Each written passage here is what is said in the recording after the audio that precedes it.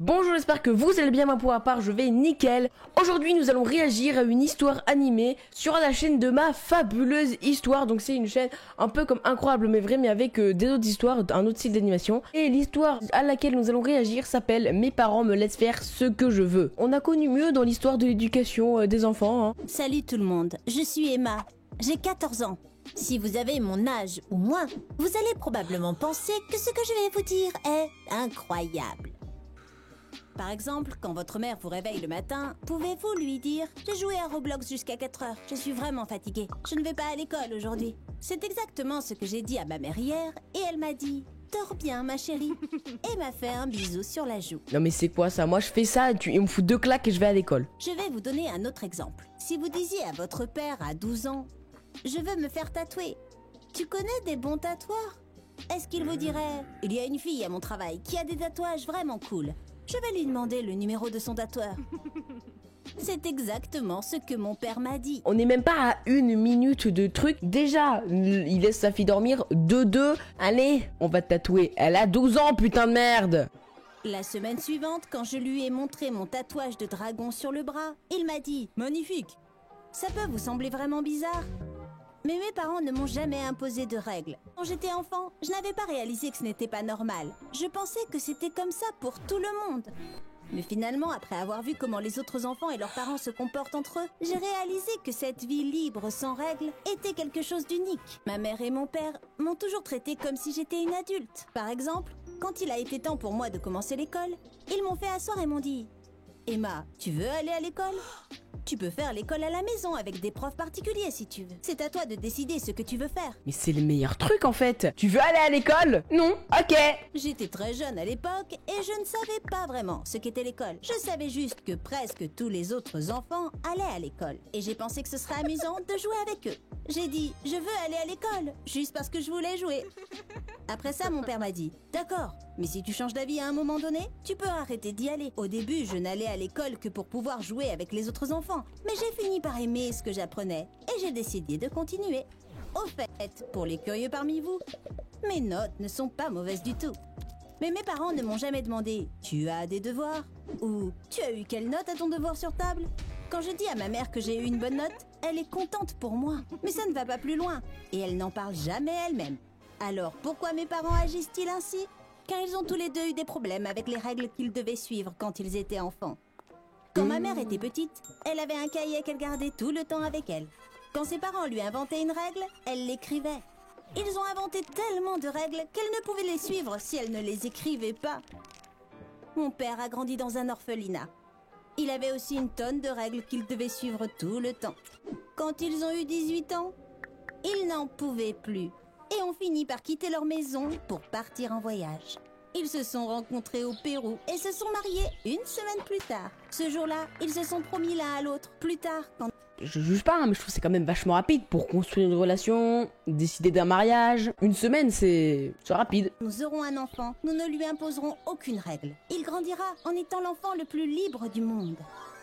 De toute évidence, cet enfant, c'est moi.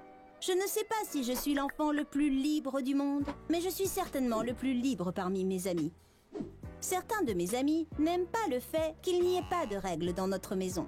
Ils disent « C'est trop !» Bien sûr, personne n'aime avoir trop de règles, mais on n'est encore que des enfants. Nos parents doivent au moins nous donner quelques règles. Je veux que vous m'aidiez à déterminer qui a raison. Je vais vous donner d'autres exemples, et vous pourrez me dire si vous pensez que j'ai trop de liberté.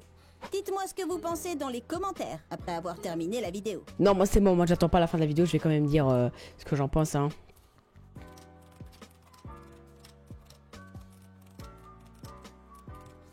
C'est bon, j'ai partagé mon avis avec la communauté.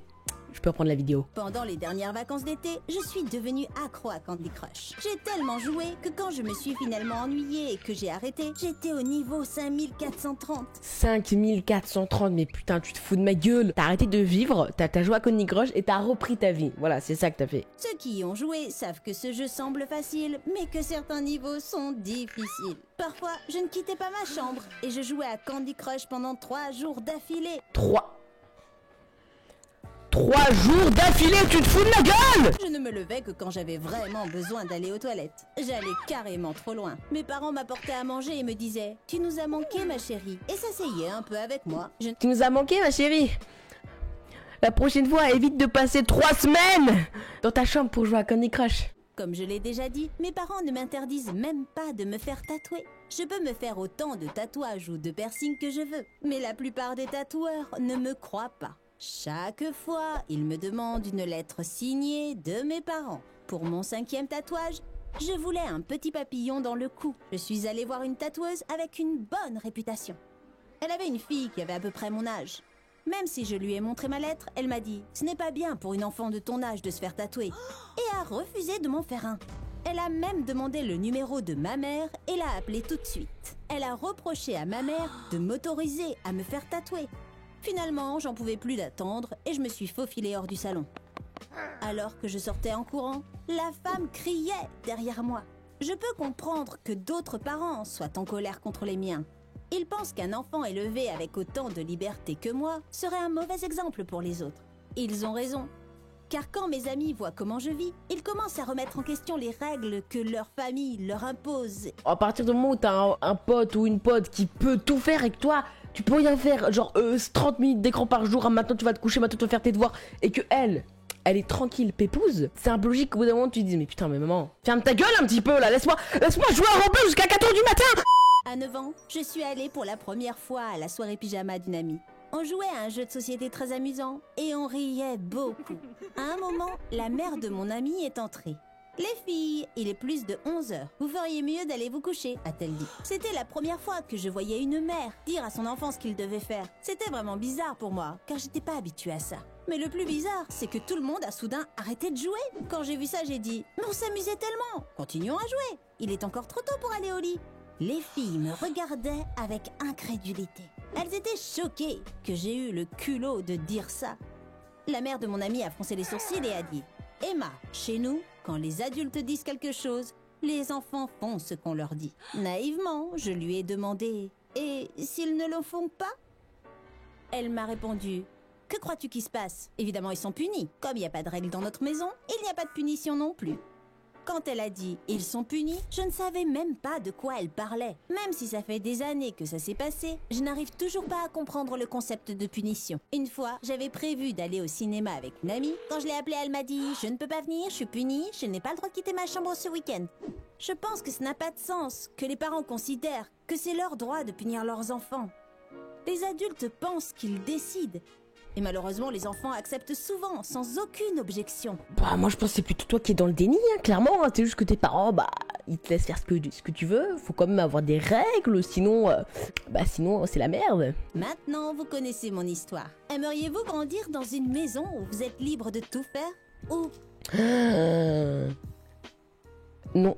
Et bien voilà, maintenant au moins on sait ce que ça fait un enfant qui n'a pas de règles. C'est la fin de cette vidéo, j'espère qu'elle vous aura plu. Si c'est le cas, n'hésitez pas à vous abonner, à liker, à activer la petite notification. Ça me ferait extrêmement plaisir. N'hésitez surtout pas à aller me follow sur tous mes réseaux sociaux. Tous les liens sont bien évidemment en description.